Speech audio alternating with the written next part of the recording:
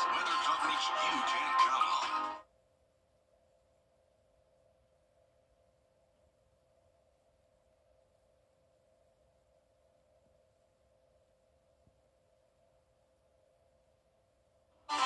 Temperatures across the South are all over the place, from the teens in Oklahoma to the 60s and 70s down in Florida.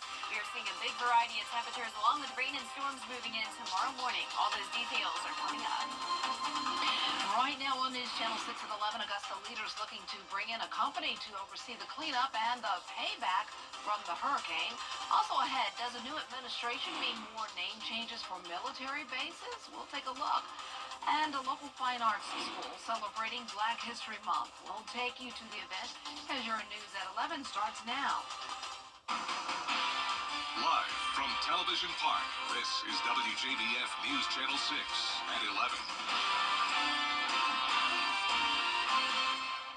Good evening, everyone. I'm Dee Griffin. Thanks so much for joining us. Coverage you can count on begins as Augusta is bringing in outside help to recover from Hurricane Helene. The storm did a lot of damage to the city, but the city is not going it alone to get things back to normal. But it's going to take years and a lot of money. George Escala has the story. Augusta has been cleaning up after Helene for months, but city officials say a lot of work remains with a lot of costs. We want to make sure that we don't miss anything in any way of getting our money back for Augusta. Like I said, it doesn't just stop with the debris pickup. We're having to look at how do we build back for the future. Augusta contracting with Tetra Tech, a disaster recovery firm, to coordinate the continuing hurricane response. A commission committee approving the first payment at $500,000, with the final total expected to be just under $2 million. We need to make sure whatever we're spending the money on, we need to make sure we're getting what we're paying them for, because this is not free. I've already gotten complaints too before this as to what are we going to have to pay for the remainder of pickup. Earlier this month, a deadline passed for 100% reimbursement from FEMA for debris pickup. It's now 75%. But Allen says while Augusta pays the upfront costs, the consultant fees will be 100% covered. So this all will be reimbursable. So this is a separate cost as opposed to the debris at the 75%. The contract with Tetra Tech is for up to 3 years. So even though the storm hit overnight, the recovery will not happen that way. In Augusta, George Escala, WJBF News Channel 6. Time for us to check our first weather right now with Chief Meteorologist Jenna Petracci, and I had to run outside to my car between newscasts this evening, and burr, it is cold. Yep, I was thinking the same thing during dinner break. Yeah. I mean, it's just not pleasant to No, be out there not right at all. now. It feels like Seattle, it's just the constant mist and drizzle. It's been like that the past couple of days. We have dense cloud cover and visibility is very poor as well. Now, because the rain is coming down so light, though, the rainfall totals are not very high. In fact, a lot of us are still at 0 inches or just a trace amount, such as in Augusta and Aiken. But our northwestern counties are seeing some slightly higher amounts, between 1/4 of an inch to up to just under 1/2 an inch now in Crawfordville, with a lot more rain just to our north and west. So northwestern Georgia has been seeing a lot more rain than we have. So our Terry Lambert Hyundai Skyview cam is just showing damp conditions, a little bit of drizzle coming down, but nothing widespread or heavy. Our temperatures are mostly in the 40s, but we do have some 50s. Millen at 52, Swainsboro right at 50, Aiken at 42, 48 in Allendale, 41 in Thompson, Wrightsville, you're at 49, and 46 in Waynesboro. Today's almanac shows we had a near average low temperature today of 39. High was well below average, though, at 47 degrees. And it is going to get warmer finally tomorrow, but that warm up will not last for long. We'll get all into that coming up in the full forecast. But as for our satellite and radar, you can see just a few areas areas of light rain coming through. There's the big batch of rain that is impacting Atlanta, and that is going to be moving into our area as early as around 3 o'clock tomorrow morning. The warm front is lifting to our north, and the cold front is moving in from the west. This has been producing some tornadoes and strong thunderstorms across Alabama and Mississippi today. Now, it is starting to weaken, so for us, we're not expecting severe weather, but it could definitely still be windy tomorrow with some brief heavy downpours, some thunder and lightning. Our winds are coming in from multiple different directions due to the location of that warm front passage, and tomorrow morning, instead of cooling down, the temperatures will actually warm up a bit. We'll be near 60 by the 7 o'clock hour with the rain and storms. High chance of rain overall, but dry just in time for Valentine's Day, and actually sunny, believe it or not. But the clouds take back over for Saturday with another chance of rain. I'll have more details with a look at your 10-day forecast coming up. But back to you, Dave. All right, thanks so much. We'll see you then. An investigation is underway in North Augusta for suspicious devices found in a neighborhood. North Augusta Public Safety, Richmond County Bomb Team, and the ATF went to a home on Skyview Drive after a neighbor saw a suspicious device in a window on the back of a house. Upon arrival, authorities say they found 2 devices in the unoccupied house. The 2 items were rendered safe by the bomb team. No other devices were found. The 2 devices will be sent off for testing by the bomb team. Human trafficking is a major issue in Georgia, and the Georgia Department of Public Health wants to make sure more people can recognize the signs. The Georgia Department of Public Health is offering first responders a voluntary training on how to spot signals that someone is being trafficked. EMS employees in the state can get this optional training online. It's designed to give them the skills to spot potential human trafficking victims and to get them help. Well, I think giving them the tools to use to recognize what's going on, to maybe say, something's just not right here.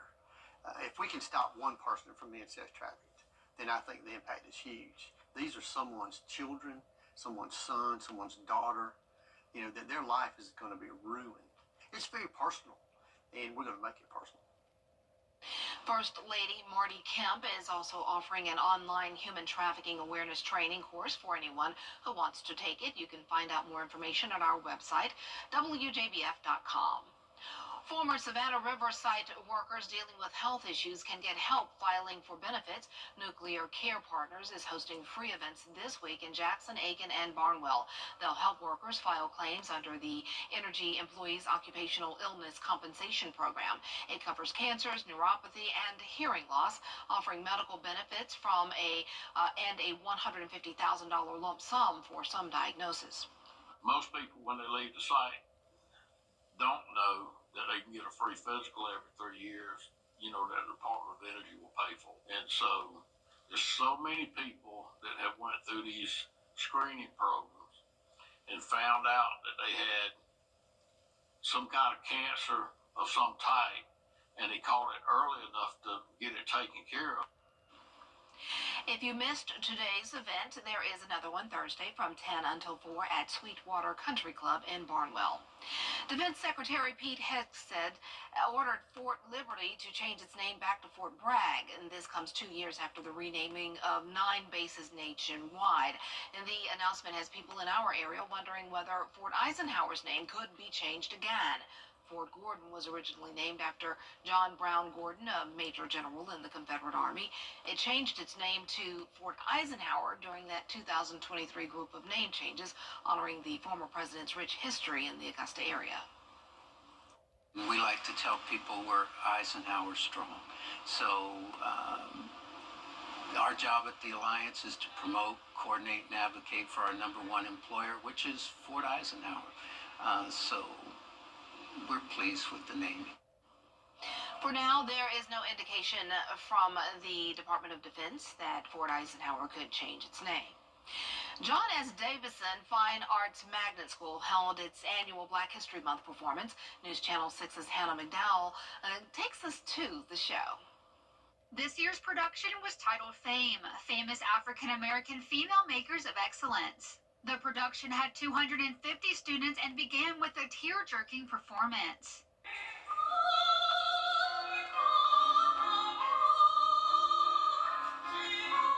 Renee Toole, Fine Arts Program Coordinator, says they wanted the show to not only be educational but entertaining as well. Really feel strongly that African American history is our history as well. And it's just not for February, it's all year long. So we're really proud of every time we do it. Students of all backgrounds, races, and socioeconomic levels were in the show, reflecting the school's diversity. Toole describes it as magic and says students understand the significance of the performance they are putting on for friends and family.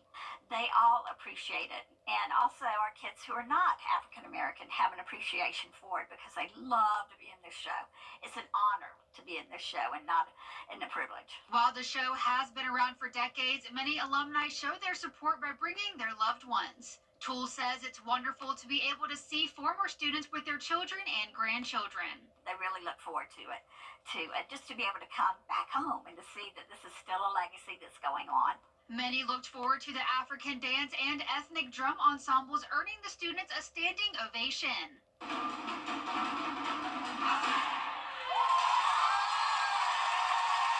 If you missed the show, there are many more upcoming events at DFA. In Augusta, Hannah McDonald, WJBF News Channel 6. And it's a chilly night with drizzle, but temperatures will actually rise by tomorrow morning near 60 degrees with rain and storms moving in. Mild temperatures overall on Thursday, but a quick cool down once again as we head towards Valentine's Day. I'll have your full Viper 6 forecast after this break. You're feeling happy now. You can't always choose the weather, but you can choose your weather app. Go with the most accurate and most trusted, the Live Viper 6 mobile app. Download it today. The Live Viper 6 Skyview Network, sponsored by Terry Lambert Hyundai. Now, your most accurate forecast with WJBF Live Viper 6. Welcome back. We can still easily spot the warm front here on the two-state temperature map. It's located here in central to South Georgia, you could say. 70 in Cordell this evening, 74 in Valdosta, making it feel like a summertime evening for our friends there down towards the south. And mid-60s, pretty comfortable along the coastline, but not so comfortable in the upstate. 37 degrees in Greenville, and they've been in the 30s all day long. Now, here in town, we've seen a lot of 40s today. We're currently sitting at 44 in Augusta, but we even have a spread of temperatures across our area from 39 in Saluda to 53 in Sylvania. That's about as warm as it gets here in the CSRA tonight, though that warm front is making its way to the north of us, but since it's nighttime, those temperatures are struggling to rise. But by tomorrow morning, a lot of us will be in the 60s, but the rain and storms will move in around 3 o'clock in the morning, and that'll be followed by this cold front passage, and behind that front will come some cold air for our Valentine's Day. We'll get all into that in a moment, but on our Terry Lambert Hyundai Skyview cam now in Aiken, it is a damp night, mist coming down, cloudy skies, and fog. Visibility is poor at 2 miles here in town. Dew point of 43, that's why we're not seeing any heavy downpours, so we still have relatively dry air in place with that cold air wedge driving in that northerly wind along with the cooler temperatures. But tomorrow we'll start to see that south wind. It'll warm us up, and in our southern line counties now we have some poor visibility as well, with visibility down to 0 miles in Allendale. So a foggy and cloudy start to our day tomorrow with the rain and storms. Look at the highs though, mid-60s through low 70s, so feeling more mild, but the temperatures will cool down quickly once we have another shift in the wind direction. Notice by 4 o'clock in the afternoon, a northwest wind that'll be bringing in another round of cooler air, 55 by the 7 o'clock hour. Our futurecast tonight at midnight showing that front impacting Atlanta, then it moves into our northwestern counties around 3 a.m. It's in and out of here pretty quick. By the time we get to the lunch hour, it's drying out. Still some leftover cloud cover throughout the day on Thursday, but high pressure settles in for Friday, bringing us another northeast wind, sunshine, and cooler weather for our Friday. Here's a closer look at home tomorrow at 3 a.m. So within just the next 4 hours or so, we'll see some pop-up showers, then some heavy downpours impacting the lake first, then moving south of I-20 by around 6 a.m. Augusta pretty wet around 7, 8 o'clock in the morning, but by 9 a.m. it's already to the south of I-20 and impacting our southeastern counties around 10 to noon, and then that is it when it comes to the rain. So since this is fast moving, it will be bringing us a whole lot of rain, no flooding concerns. Any places that do get some heavy downpours could see up to 3/4 of an inch of rain. But a great Valentine's Day. Just bring a jacket with you when you're headed out to dinner. We'll be starting out the evening in the upper 50s, but then going down to the mid 40s in the evening. Warming back up though, believe it or not, for this weekend, but unfortunately the warmer weather will come with those rain chances. Scattered light showers throughout the day on Saturday, heavier rain and maybe some storms on Sunday morning. Much higher chance of rain, and then a more powerful front there. That'll bring a big cool down as we go into Monday of next week. You can see a low of 30 degrees both Monday and Tuesday morning. Now back to you, Dee. All right, thanks so much. It's that time of year where a lot of illnesses are starting to go around. Doctors Hospital has seen twice as many cases of people with flu-like symptoms since January of last year. Sneezing, running noses, and coughing are just a few of the symptoms, but health experts are also keeping an eye out for allergy season. They have recommendations on what to do since the pollen count is usually the worst in April and May. It's probably a good idea, one, to try to avoid being outside too much, which is counter to what we normally would say. You know, you want to be outside, you want to be in the sunlight. I would even say at the end of the day, shower, wash your hair, because the pollen that's on your skin and on your nose is going to be sitting there all night while you're sleeping. Nasal rinses to kind of wash out your nares. Doctors also say those debris piles are not helping. They are contributing to poor air quality and are likely causing allergies. And here are the winning numbers for tonight's South Carolina Lottery. Pick 3 numbers are 302, and the Pick 4 winning number is 7255. The Fireball is 4. We'll be right back. Big news. Interiors Market is merging with Weinberger's Furniture, and we are celebrating with a huge consolidation sale. And right now, save up to 50% off all of our Made in America furniture. Monday at Gerald Jones Mazda. He's Mayberry Sheriff without a gal. Hello, doll. Will Andy go a courting with Bachelorette number 1? She's a real nice lady, Pa. Number 2? That girl can do everything. Or number 3? I'm getting goosebumps just thinking about it. Play along in the game of love. Just think, one of them might be the next Mrs. Andy Tate. On the Andy Griffith Show. Weeknights starting at 8 on MeTV. WJBF 6.2. The Scholar Athlete Awards are brought to you by Jefferson Energy Cooperative, Rebath of Augusta, McDonald's, and WJBF News Channel 6. Now, WJBF sports coverage you can count on. All of the region tournament basketball action happening in Evans, where the Lakeside girls hosted Glenn Academy and the Greenbrier boys welcomed Statesboro, trying to punch their ticket to the state tournament. Over to Lakeside first, Lady Panthers without guard Elise Graybill, but they have junior Kobe Barnes. She gets the block shot, then cleans the glass here. Emma Hughes knocks it down just inside the three-point line. Then Glenn Academy's Janiyah Spalding takes her defender off the dribble and to the hoop. Lakeside's Naomi Bailey answers with the corner three, though. Glenn Academy unfortunately pulls away to win it 52-34, ending Lakeside season at 10 and 11. Over to Greenbrier, the boys battle Statesboro in region tournament action. In the fourth quarter, Greenbrier up by 2, and Statesboro's Tavian Brown skips a pass to the corner. But then on this play, Greenbrier's Jackson McDonald starts his drive to the hoop, gets fouled. The refs call it a flagrant. Statesboro coach not too happy about that. He gets called for a technical, so Martez Ford goes to the line, knocks down 4 straight free throws. Pack gets the ball back after the tech, and Martez Ford, he pulls up from deep. They win this one 68-60. Greenbrier on their way to state. And it's an appropriate time of the year to talk about this week's Scholar Athlete, as basketball season is at its fever pitch with region and state tournament action. And this week's Scholar Athlete is a star on the court. Butler High School hoop standout Renaya Curry has a 3.9 GPA with a course load full of advanced placement classes. She's an A honor roll student and is active in Youth Leaders of Augusta. She picked up her first Division I scholarship offer in the 7th grade and received all-state recognition as an 8th grader at Westminster Schools of Augusta. Then at Butler, the Mercer University commit has garnered second-team All-State honors and is second in scoring for a Lady Bulldog squad with state championship potential. Renaya's coach calls her an inspiration given all she's overcome.